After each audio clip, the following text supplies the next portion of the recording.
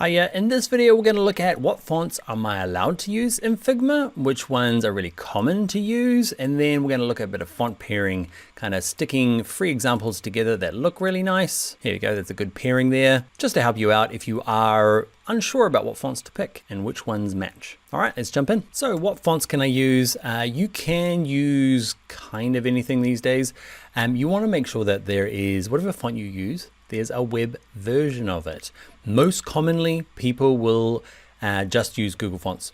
Google Fonts or fonts.google.com just is full of free fonts that we can use commercially, and they're available to be used online and inside of apps. Okay, so this is a great place to kind of get fonts. Why can't you just use all the fonts on your machine? It's mainly because you need to make sure that they are available. That's a different kind of font that ends up inside of apps and websites. Okay, so let's say there's a font that I bought the other day. So let's type in Scott. I'm going to use capitals. Scott headphones. Okay, it's this one here, Geograph. I bought it, it's great, I love it. And when I was buying it though, it was here, I was like, great, I love this font. I was using it for t-shirt design for one of my last courses. Okay, and I went, all right, I'm gonna buy this one because it's a paid font.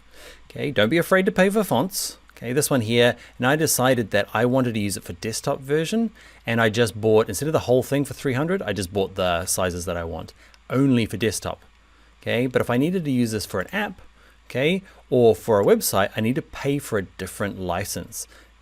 Okay, so it will depend on kind of how many page views. So know that you can actually put a lot of fonts online, but that is a bit of a hurdle a lot of people avoid by using something like Google Fonts, because we don't have to pay for these. Google have really kind of, I don't know, beautified the web with their fonts. Okay, so you can go through and pick fonts from here and download them. Let's say that, like, I've already had a little look through how I got my fonts, you know. There was one called Crimson Text that I liked.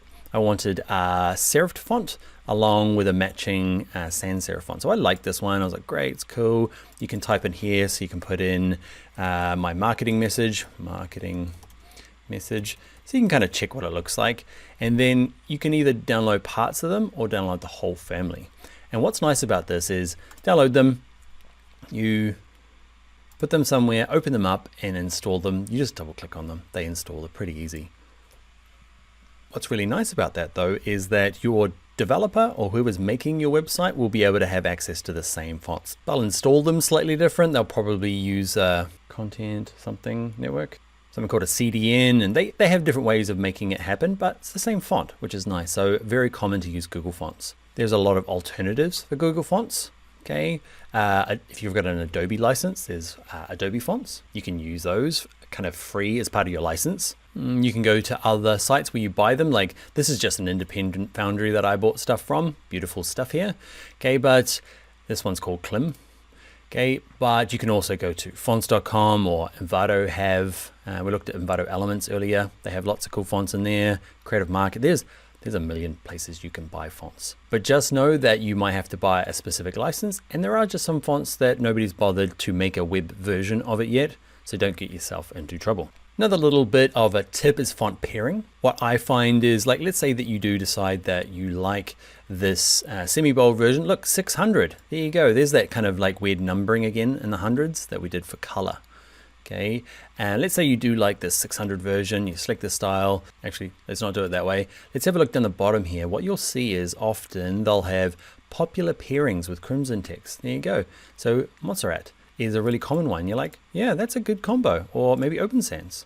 Okay, these are all other fonts that you can download from Google Fonts. Now, this is not like a typography class, but a nice, simple kind of, quite a common way of working is that if you've picked a font that has a serif for your, like, say, hero text or your kind of heading text, so these little serifs, these little feet on it, it'd be common to use a sans serif as the body copy and vice versa.